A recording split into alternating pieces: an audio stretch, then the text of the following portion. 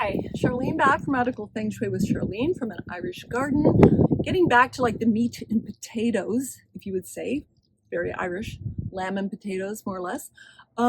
What I'm talking about and what I'm wanting to share is how we can do things for ourselves for personal empowerment, how we can take something in our lives that isn't quite functioning the way we want it and look at it through the eyes of the Feng Shui map of the Bagua and Feng Shui. The Feng Shui that works for me does not necessarily work for you.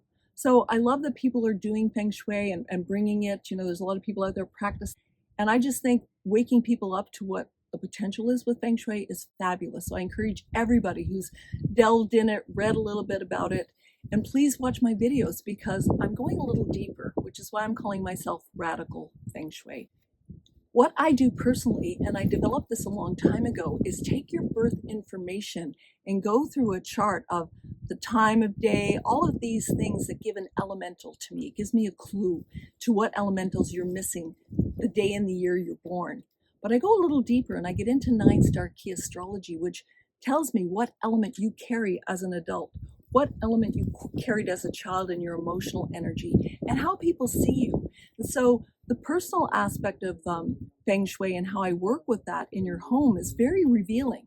When I do a chart to go in to do an assessment for somebody, or even if I don't even know where they're living, or I'm just talking to them on the phone, I can tell them a lot about themselves and their space and what they need for balance. So this is power behind the readings that I do in Feng Shui. Feng Shui astrology, 9-star key, look it up or go back to my past videos and read up on it. So when I do these assessments via the charts that I do, I get more into what's important for you and your home, what colors you might need to balance things out, what shapes you may need, the placement of your furniture. My interior design gives me, my background, my degree, gives me a really powerful understanding of color and shape.